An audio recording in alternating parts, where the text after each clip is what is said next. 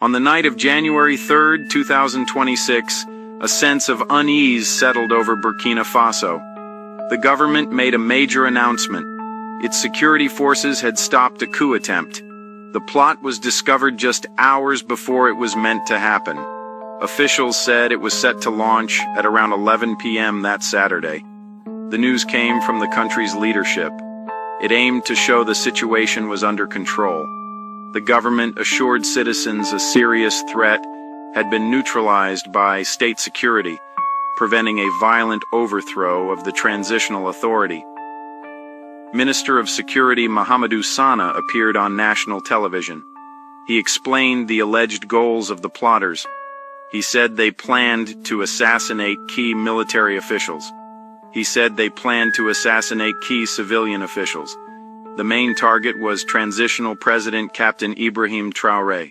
The attackers allegedly planned a close-range assault or to plant a mine at the president's residence. The minister said the goal was to destabilize the nation. The televised address was an effort to control the narrative, laying out the severity of the threat. Initial security media reports were followed by government confirmation. Authorities moved to secure Ouagadougou. Soldiers became more visible on the streets. Police became more visible on the streets. Officials announced arrests had begun. The security minister promised suspects would face the law.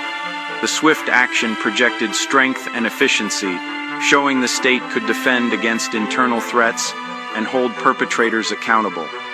Early reports added details but were not all confirmed. Several sources pointed to former transitional president Paul-Henri Sandaogo Damiba. He was overthrown by Traore in 2022 and has been living in exile in Lomé, Togo. Reports claim the plot was organized from there. There are claims funding came from Côte d'Ivoire. Investigators now must verify these allegations. In response to the news, many citizens in Ouagadougou took to the streets. They did not gather to protest against the government, but to support it. Large crowds assembled near the presidential palace late on Saturday night and into the early hours of Sunday. Many people there said they supported Captain Traoré and his administration. These spontaneous demonstrations highlight the deep political divisions within the country. This public display of support provides a powerful image for the current government. For these supporters, the news of a thwarted coup is a victory for the country's sovereignty and a rejection of outside interference or plots by former leaders. However, the situation is more complex than just these rallies. Burkina Faso has been in a state of crisis for years.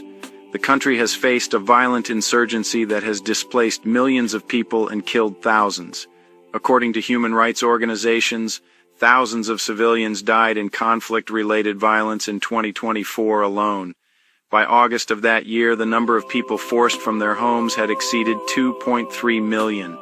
For many citizens, the primary concern is safety, food, and a return to normal life in their home villages. This recent event is not an isolated incident in Burkina Faso's recent history. The country has experienced a great deal of political instability. Captain Ibrahim Traoré himself came to power through a coup in September 2022. He overthrew another military leader, Paul-Henri Damiba, who had also seized power in a coup just 8 months earlier. Since Traoré took control, the government has reported numerous plots against it. This pattern shows how fragile the political situation is, power contested not through elections, but through military force. The security situation is the main driver of this instability. For nearly a decade, Burkina Faso has been battling armed groups linked to Al-Qaeda and the Islamic State. The violence began in the north but has spread to many other parts of the country. Schools, health centers, and livelihoods have been disrupted. Aid groups struggle to reach those in need due to insecurity on the roads. Meanwhile, rights groups report crackdowns on media, dissent, and civic space.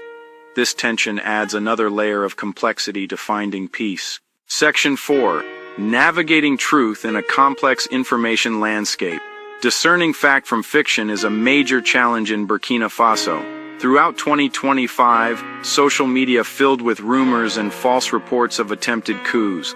A sophisticated deepfake video in June 2025 was proven fake. This history of misinformation makes many people cautious, waiting for verifiable evidence. The government's control over the narrative plays a role, with professionally produced and AI-generated content reaching millions. That can build unity, but also drown independent voices. Lack of major international coverage has raised questions about the scale of some incidents. In this case, the government issued statements and presented a clear account, praising intelligence and security forces. For people in Burkina Faso, the information environment is confusing and worrying. Most important, seek verified information from multiple trusted sources and avoid rushing to judgment. Section 5. Security, Justice, the Path Forward. The immediate next step is the investigation and a credible, transparent legal process. Burkina Faso faces two challenges: persistent security threats and the battle over information and trust.